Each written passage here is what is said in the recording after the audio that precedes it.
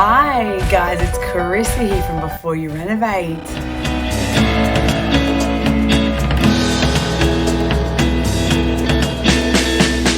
Excited to bring you guys yet another podcast on our exciting series of Before You Renovate tips and tricks to equip you guys with more knowledge and more expertise to allow you to go running at your renos, saving more money, getting better returns, and having fun renovating. Yes, amen to that.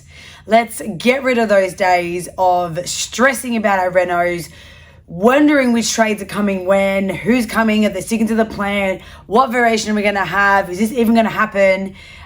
You'll be amazed how many times people say to me, do you have issues with trades even like rocking up? And I'm like, no.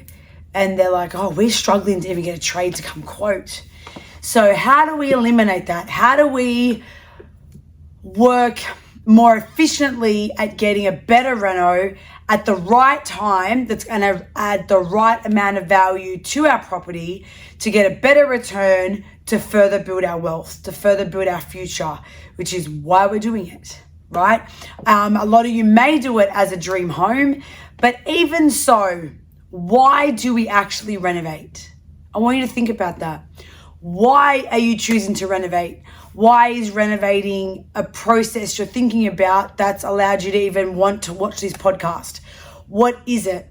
Is it your dream home and you've just fed up on the blue bathroom, fed up with the kitchen falling apart, fed up with working hard and not living how you want to live in a beautiful home? What's driving you to want to renovate? Is it a rental property that you know because you've been watching the podcast and you've already done your due diligence, as per last week's podcast, as to I can make more rent, I can get more income, I can get more asset growth, asset value, equity, I can get more out of my property, I need to be renovating my rental property? Or is it that you're wanting to sell? Maybe you've just bought it and you want to flip it. Maybe you've had it for 5 years. Maybe you've lived there and you want to move, or maybe it's a rental and you want to get rid of it and buy something else. And you are now at the point of going, I need to sell it and I want to make more profit. So why would you renovate? Because you can get a better price. You can make an extra 30 grand, 50 grand, 100 grand, 200 grand. And what will that then further mean to your portfolio, to your future, your next property you want to buy, to your wealth, to what? So first question I ask you is, why are you renovating? Why do you want to renovating? Why do you hope you can renovate? Why are you planning to renovate? Why? Now, when you know your why, you then know how to position the right budget. Okay, so when you know your why, you then know how to position your right budget. If this is an investment property or you're selling and you're there to maximize your rental return and your profit, then you need to be disconnected from the home, disconnected from it being your property, disconnected from what you want, what you like. I will never forget one of my first clients, probably Project 20 or something, like 7, 8 years ago. I remember a real estate agent I was working really close with in my refurb to invest business. And she said to me, one of my girlfriends wants to sell their moving house. Now, I walked in there and they had lived there. They had two girls. Her and her husband had lived there for a number of years. Beautiful home, but it just needed some little minor things to take it from here to here. End of the day, if a property can go from here to here and you can make a return on whatever you've invested, why would you not run it fixing it? Why would you not want to do that so you can get your extra income? More profit in your pocket. Why would you want to give that to the next vendor? So she contacted me, and when I went in, she said to me, look, we want to maximize our return investment. We want to make sure we can walk out with more profit. We want to make sure we sell straight away. We want less headaches, less objections, and more people loving our property. Now, this property was one of my few that was already at a 90% amazing. Pool, backyard, rendered, 2-story, beautiful flooring, beautiful kitchen, bathrooms. It just had a handful of things, what color it was, marks and cracks and imperfections, and finishing it. So where there was scratches, we repaired them, grouting in bathrooms, what little areas. This wasn't a big renovation. It was a quick makeover. We restyled it, changed the furniture, so we put newer things in to make it look wow. We showcased how to live in that property, even to the extent of this big, beautiful timber, handmade timber board full of plates and wine glasses and wine bottles and fruit and things that was staged just for the open home in order to wow people when they came in. How we had things set up, how we had the Finding Nemo on the projector in the theater, how we painted the theater charcoal to get a wow factor. There was already a theater there. I didn't create the theater. Other projects, I've created theaters. The theater was already there, but it was just, it wasn't wow. This was a 90% amazing property. Still would have sold, but we wanted to go wow. We want to be a jaw-dropping wow, so people pay more money. Now, when I first met this client, she said to me, okay, so we've lived here for like 10 years. What do we need to do to get more money? The first thing I said to her is you need to detach from this being your family home, and you need to view this as a business transaction. Now, why is that so important? Because when you've lived there for 20 years, 10 years, 5 years, you're attached to certain things. But I really like that. But I like that look. And oh, I really like that. And I really don't like that. And I don't like that. Now, the things that you like, that you're then going to try to fix things to suit the way you like, may not work for the majority of buyers coming in the door. On the other side, the things that you don't like are things that a buyer may not even notice until they're living there. Now, this is nothing about not doing everything your property needs. This is about what do you need to do that's going to make you a return. If an owner or someone buying doesn't feel that there is an issue with storage until they move in, why would you run up putting storage cupboards everywhere? So you need to pick and choose what's going to work for your property. But my biggest tip to her that day was you need to detach from it being your family home and make it a business transaction. So anything I tell you that needs to go in storage, put it in storage. Anything I tell you doesn't work for the space, get rid of it. Anything I tell you we should do to maximize this room, do it. Because that's what's going to get you more buyers in the door, more buyers running at it, and more buyers then paying more money. So you walk away with a 50 grand more, 10 grand more, 20 grand more, 100 grand more. But that's all more profit in your pocket, which means less mortgage on the next property, the holiday you never had, the car you've always dreamed of, even just knowing that you're financially stable. You don't have to go splurge it. Even just being financially stable, to know you've got an extra 50 grand in your savings account that you didn't think you ever would have. If you're a single mom, if you're a single dad, if you're retiring, if you're just a family. I've had clients tell me you have no idea how much that financial profit that financially helped us with, meaning a smaller mortgage on the next house or a bigger house than what we planned, because we could actually now afford it. We didn't have to borrow so much. There was less pressure on us working, less pressure on us having to do big hours, less pressure on us of missing out on kids' things, less pressure on us having to be so strategic on our budget to make sure we could afford our mortgage. We had less pressure on us, less pressure on our marriage, less pressure on our kids. Guys, the flow-on effect of this, and this is why I started my original company, Refurb to Invest, because the financial freedom at that time that it provided us when we bought, fixed our property strategically, and then chose to sell it, that extra money meant we weren't running around working so hard every week. We weren't living paycheck to paycheck. We weren't budgeting every 2 seconds. Not saying that we weren't splurging, and look, sometimes we did, but we knew that we had that little bit more leniency. We weren't stressing so much. So we were enjoying life more. We were happier. We communicated better. We were less stressed, which means with our kids, we're happier. With our kids, they're getting us at a better phase, because let's face it, most of the stresses that we can have in ourselves in a marriage is finances. How much did you bring in? How much you bring in? How much did you spend? We spent too much here on dinner. We spent too much. Oh, you always want to go out. You're wasting money on the credit card. Blah, blah, blah, blah. You know, typical marriage things. Even if you're single, I suppose, probably living the same. You have the same conversation with yourself. But what I'm trying to, the point I am trying to make right now is when you make more profit on your property, it's a feeling that you didn't realize you were going to have, because it's a support. It's a rock, it's a lifeboat. It's that sitting there to help for the rainy day that you never before had. It's the money that you now can reinvest in a better way, that you now can buy something else that's going to allow you to keep building.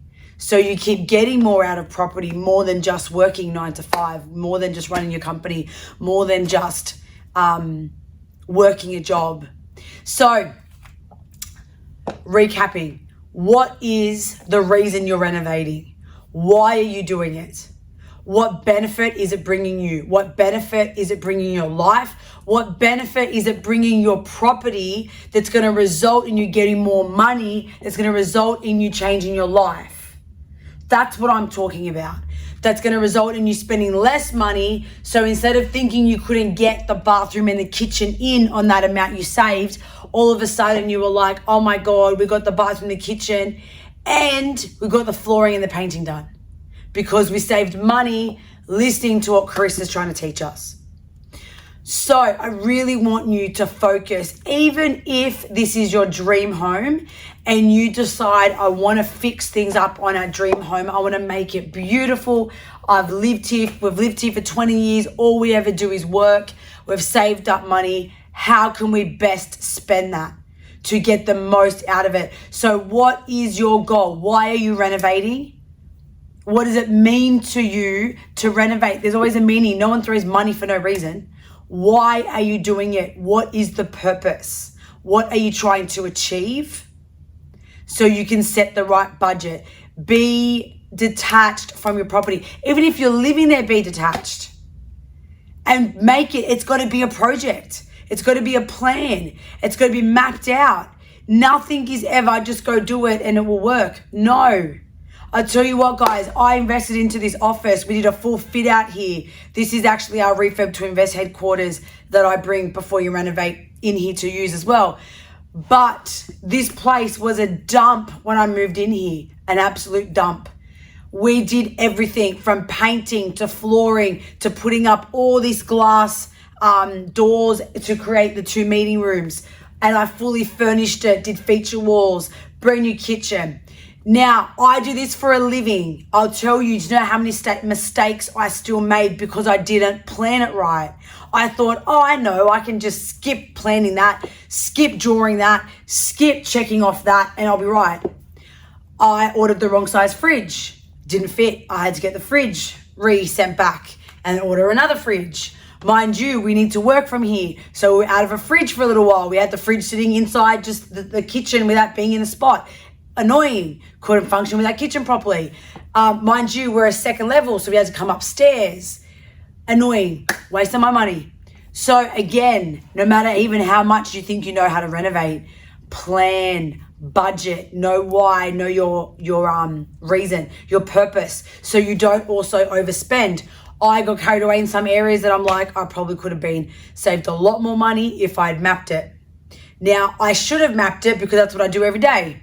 But I thought I could have got away with it because I did part of the blueprint and then I left a bit and went, yeah, that will be fine. But that was where my mistakes were.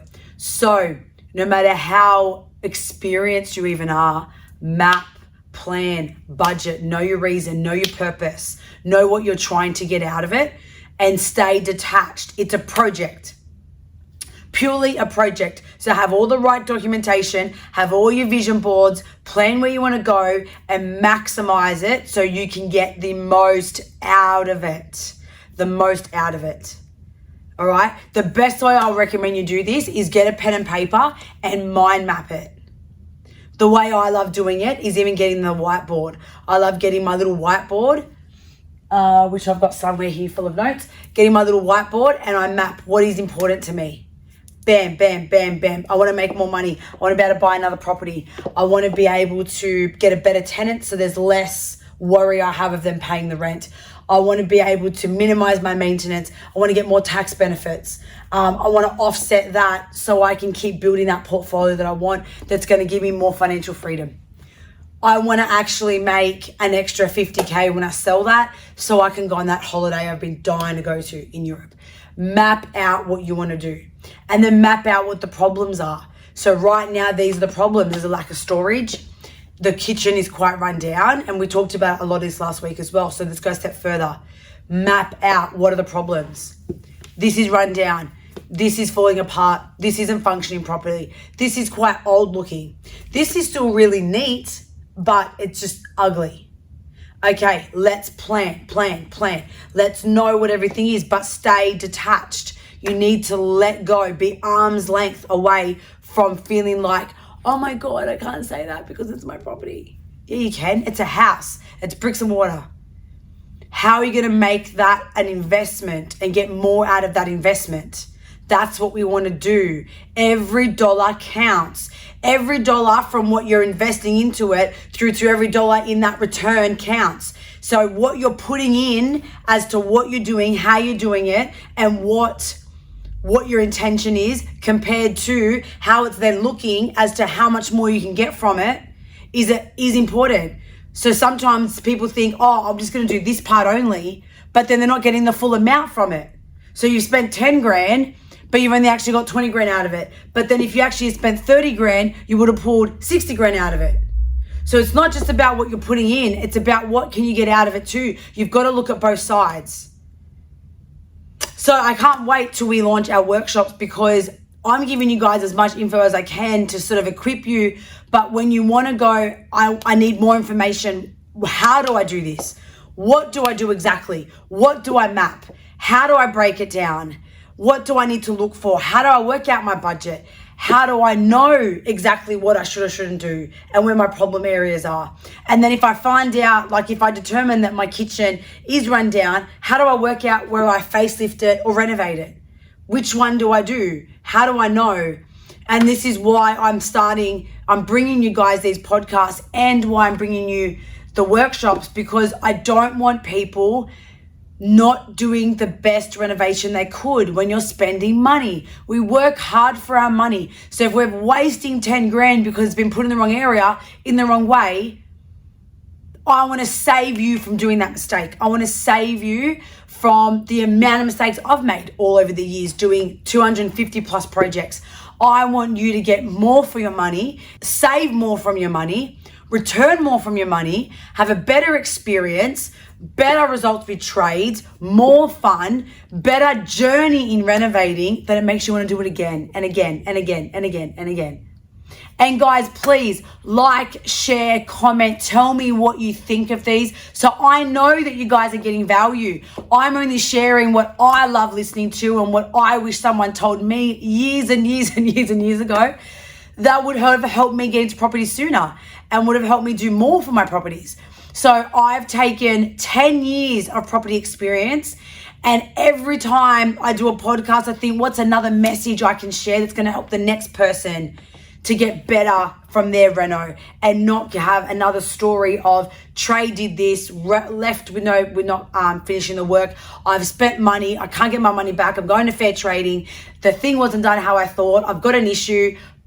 Blah, blah, blah, blah. It's just never ending. This is the stories I hear all the time from people. I want to eliminate that. So please watch all our podcasts to get the most out of this series. Get the most out of the content that I'm sharing with you. Like, share, comment, pass it on to the next person that you think is going to want, especially someone young. If you're a mum or dad watching this, get your kids to watch this. Get your teenagers, get them thinking about where their property journey could go.